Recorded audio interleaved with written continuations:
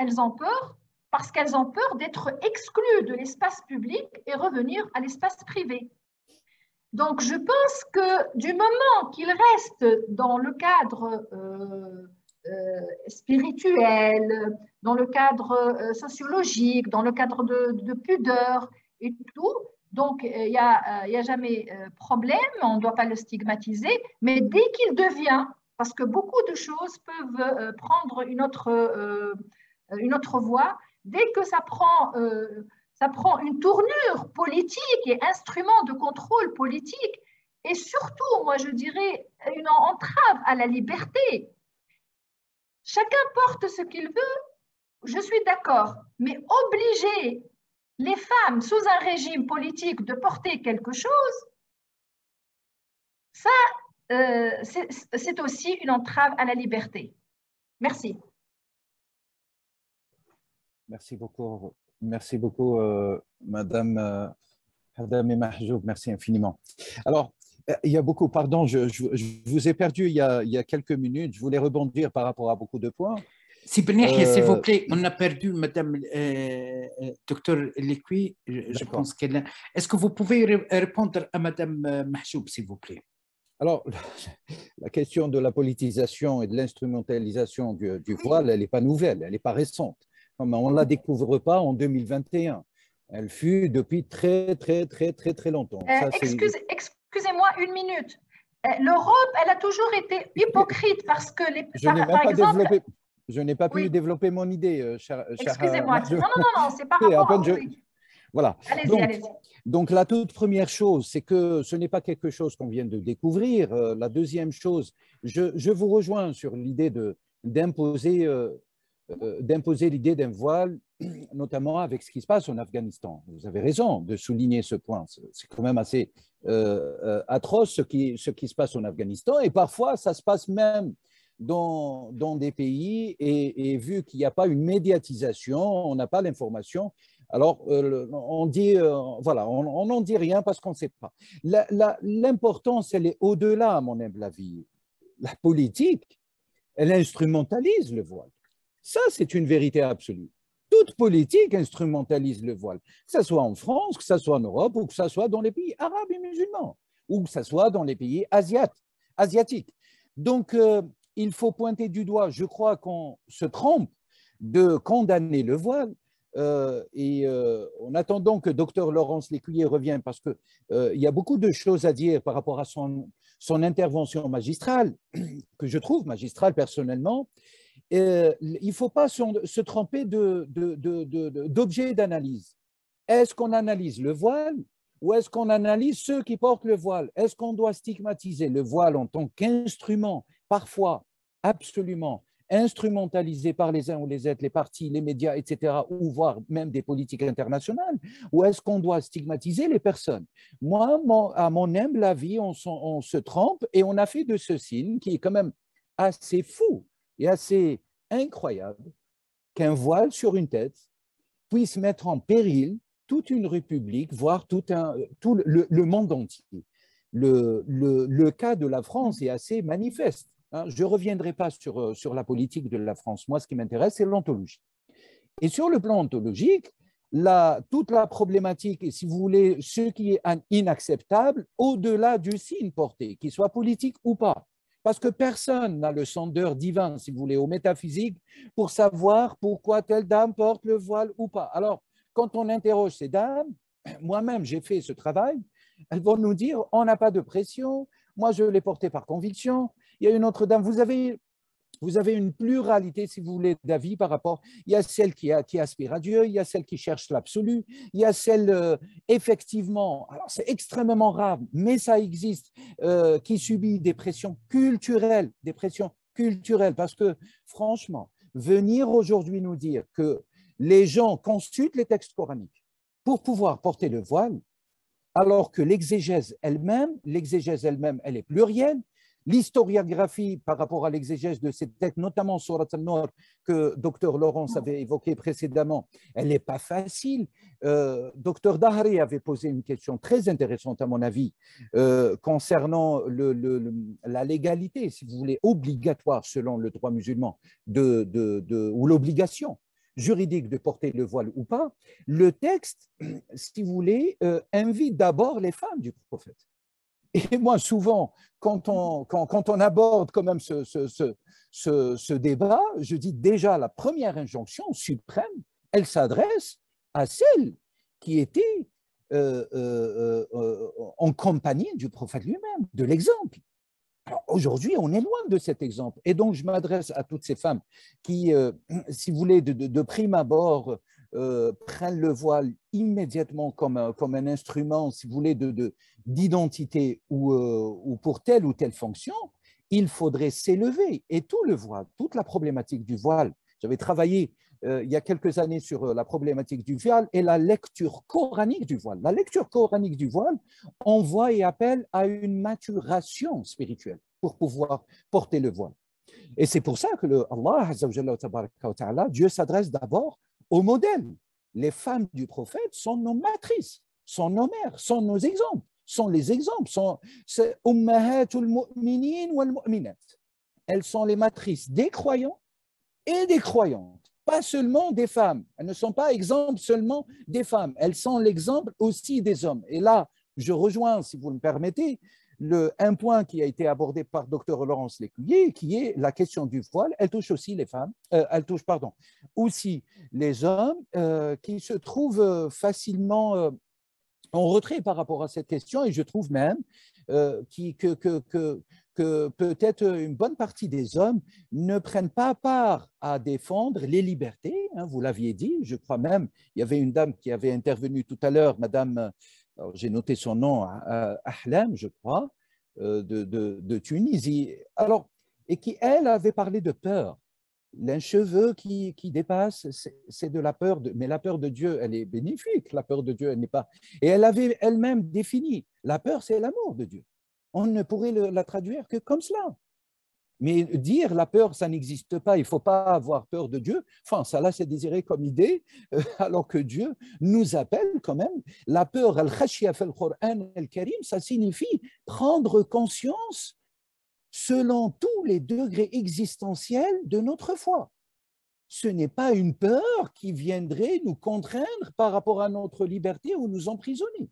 Ça, c'est une lecture qui est totalement fausse. Il faudrait être prudent à ne pas interpréter, si vous le permettez, les textes comme ça à tout va. La peur, elle est bénéfique et c'est un degré de la spiritualité universelle. Avoir peur, c'est l'aimer, le respecter, et respecter soi-même et respecter les autres. Je donnais un exemple dans une conférence précédente, mes chers, sur la question de la foi, le mot « iman ». Il n'y a pas de sécurité. Si on ne réalise pas la sécurité de nous-mêmes et des autres, si on n'est pas les remparts pour propager la paix et la sécurité dans le monde entier, on ne peut pas se prénommer mu'minoun. On ne peut pas être des exemples de mu'minin. Il faut être nous-mêmes dignes et exemples pour les autres. Donc voilà, sur la question, si vous voulez, l'autre point, il y avait un point très important, docteur Laurence Lécuyer, abordé et cité au début par rapport à la question de la sécurisation. Alors bien sûr, Laurence Lécuyer, que je salue d'ailleurs, je salue son intervention à maints égards, c'est une lecture bien sûr anthropologique, elle ne cesse de le répéter, c'est une lecture anthropologique, sociologique, voire même ethnologique, et ça s'entend, ça s'entend. Et c'est vrai que c'est une richesse pour nous. Et moi, je crois que, si vous voulez, les apports ou les études et les éclairages scientifiques d'hommes et de femmes de terrain, comme Laurence Lécuyer, nous éclairent pour démystifier toutes ces, vous me permettez l'expression, toutes ces bombes.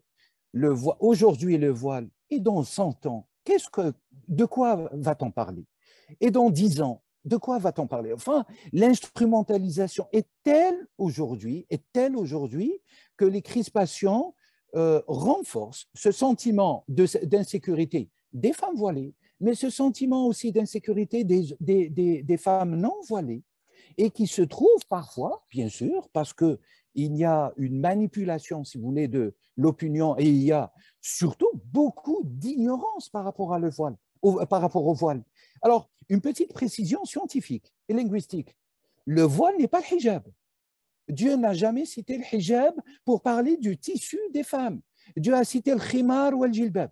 Et ça, si vous me permettez, répéter à longueur de journée, depuis des années et des années que c'est le hijab, c'est une faute grave sur le plan scientifique. Le texte, le scripturaire coranique, n'admet que le terme jilbab ou khimar. Et le terme hijab, il est attesté dans le Coran, mais il est attesté pour autre chose. C'est un voile symbolique, c'est le voile entre la lumière et les ténèbres, c'est le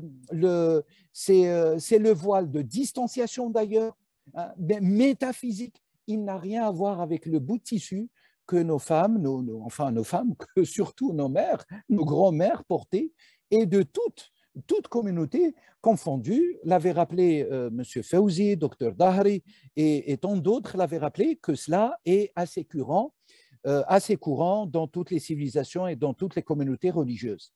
Maintenant, un dernier point, si vous me permettez, mes chers, est-ce que la question de la discrimination qui a été posée au début de ce débat, la discrimination des femmes voilées, par rapport à l'islamophobie est effective ou pas? Mais bien sûr, c'est un fait.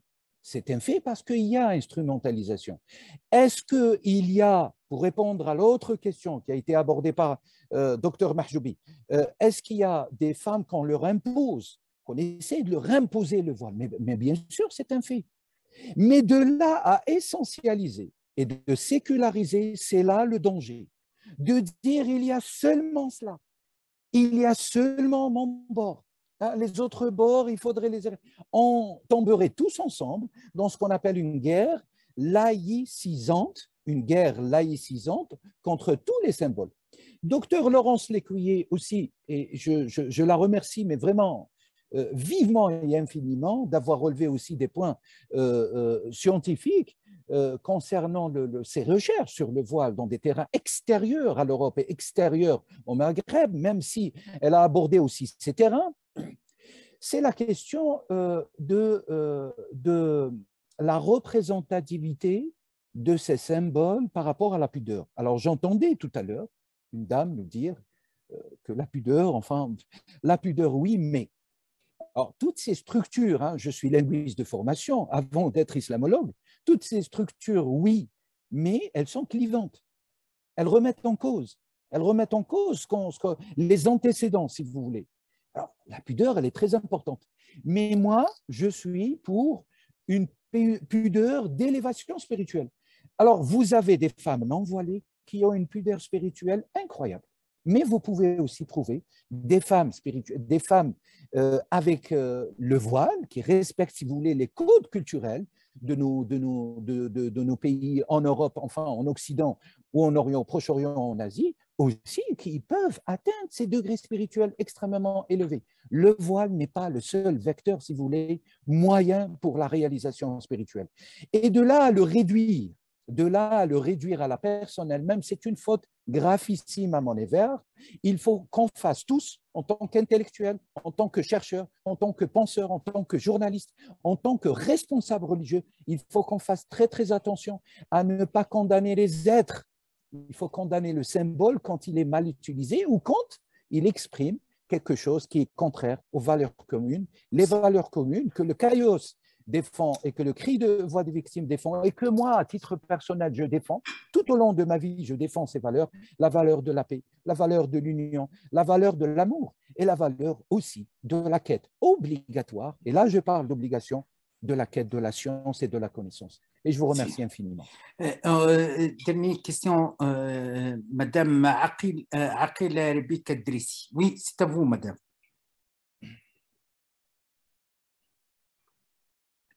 Oui, Madame Drissi.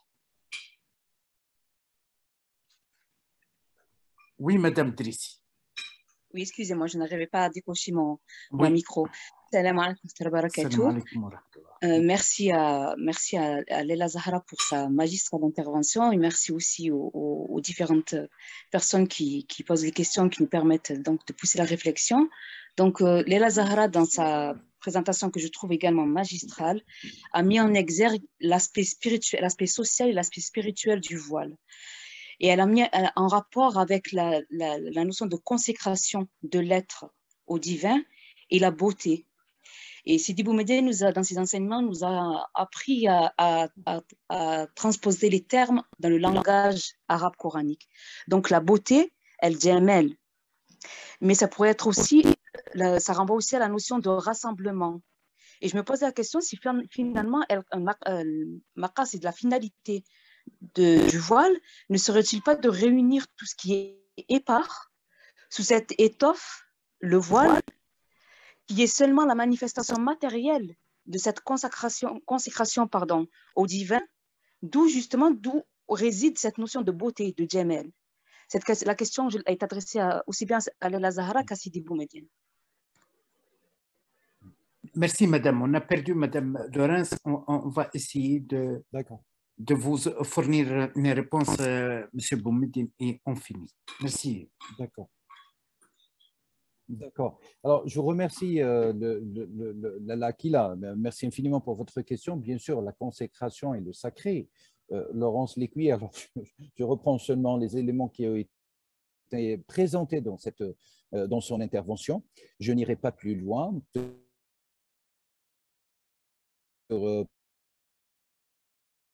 Pour la part de Dr Laurent du sacré, le sacré est très important, notamment quand elle illustrait la question de la sécularisation, notamment en France, dans le contexte français, dans le contexte aussi un petit peu occidental de l'Europe du Nord.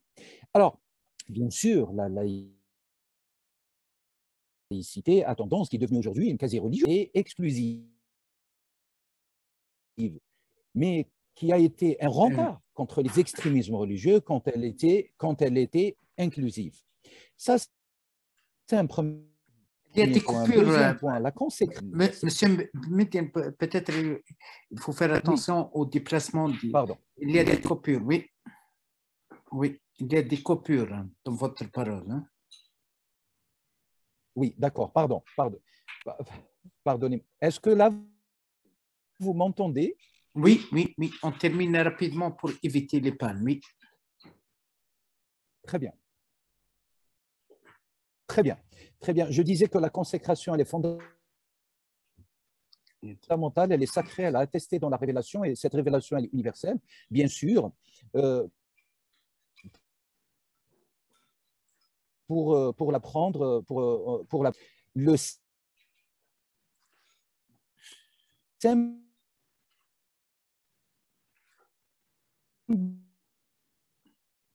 non, il y a des... c'est ce que j'avais annoncé au début. Pouvoir porter un signe. Oui, voilà. Je vous remercie infiniment. Merci infiniment, monsieur Boumedienne. On s'excuse pour les lectures. Alors, je vous remercie. On arrive à la fin. Docteur Afshahar, vous avez le mot de fin. Oui. Cher docteur Laurence Lécuyer, un grand merci pour votre présentation très intéressante. Nous avons beaucoup appris de votre observation anthropologique, notamment de votre allusion au fait que le voile a pu